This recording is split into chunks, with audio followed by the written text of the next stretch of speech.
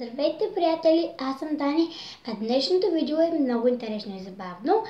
И извинявам се, че правя клипа толкова късно, но сега видях идеята в Tumblr и Pinterest и реших да я направя за първи път. И тя е DIY, как да си направим за 8 март, то е утре.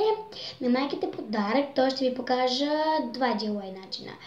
Единият е толкова прост, картичка, която правихме днес в училище, а другото е чашка с свеж и направена изцяло от сламки. Доста интересно нещо, и за да видите как точно го направите, продължавате да гледате.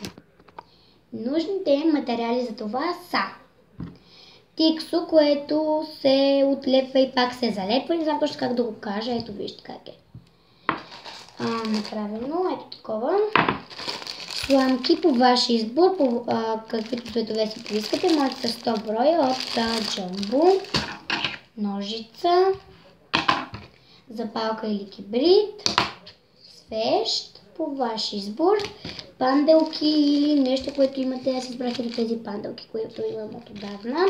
Може да използвате и такава свещ, каквато вие искате.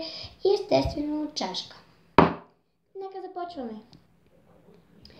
Първо вземете чашата и от самото тиксо. Съжалявам, че не мога да ви кажа как се води, но наистина не мога да ви кажа как се води, защото не знам. Залепвате чашата, където искате да са залепени сламките. Ето по този начин. Мисля, че виждате всички. Няма да спирам клипа, за да... Да. И сега го режем. Ето тук влиза ролята на ножицата. Ето така. Хубаво трябва да полепне. Ето. То после се маха. Хубаво трябва да залепне самото тиксо, за да се залепи по чашата. След като минат 2 минути, го махнете. Ето.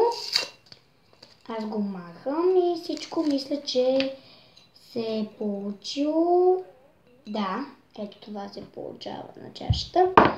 Сега взимаме сламките, които ние желаем и какъвто ред искаме да ги поставим.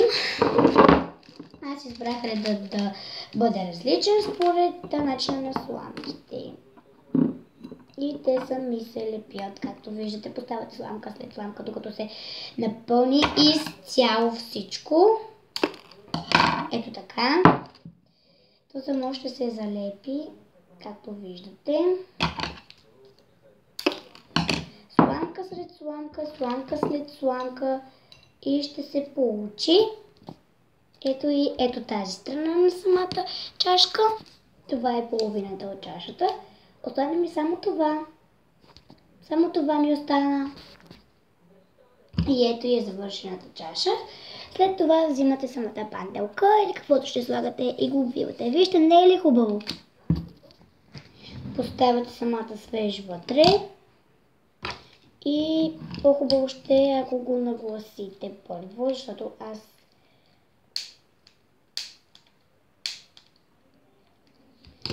сега ще го запаля. Ето. И сега, ако нямате проблем, просто трябва да я оставите в средата. И ето. Не е ли хубаво, хора? Виж как изглежда отвътре. Изглежда много красиво и практично. Много е красиво, нали? Наистина. Дойде ред на втория DIY проект. Вижте вторият ми DIY проект, който го правихме на заниманието. Сега, така, изрязвате си или апликирате. Под някакъв блоков лист или гланцов лист правите цветя и ги скопирате, после ги лепите. Пишете вашето послание към родителя си. Аз отвътре реших да препиша от една книга послания за мама. И тук нещо в къщица, а отдолу от Дани. И мисля, че доста ясно ви го обясних. Изрязвате от гланцово блокче, фигурките, каквито искате да бъдат на самата ваша картичка. Лепите ги с обикновено лепило. Аз написах по красител Smart Mama. А вътре няма сега да чета какво съм написала. Ето. И тук се откопира. Това е моята картичка за мама. Също така ще ви поднеса ето така, сутринта като стане. Заедно с още един подарък, сега ще ви го покажа, но да си остане тайна. Купих на мама ето това цвете, което мисля, че е толкова красиво. Погледнете. Опаковах го в розово, защото мама много обича розово. И ще го поднеса ето така. Няма ли да е прекрасно? Наистина ще бъде най-готиният подарък. Общо заето това струва 30 стотинки, защото има сламките отдавна. Само дадох за свеща 30 стотинки. Картичката е от училище. И всичко общо струва 4 лева и 30 стотинки, защото самото цвете струва 4 лева. Но си струва, хора, за цветето. Просто е уникално. И ми напишете в коментарите, ако свеща ви харесва и ако това, което аз току-що сътворих, ви харесва, можете да харесате, да коментирате, да се абонирате. И ако искате още ето такива DIY идеи или пък нещо за деня на... за Великден, ще правя коледна украса и коледна, боже, великденска украса и великденски DIY неща. Ако искате да видите какви са и ще бъдат нещо подобно на такива светещи или други неща. Ако искате да ме гледате, може да се увеличи броят на абонатите ми. И това беше от мен за днес. Ако ви е харесал клипът и намирате видеята ми за интересни и забавни, харесайте го и го коментирайте. Чао, много целувки!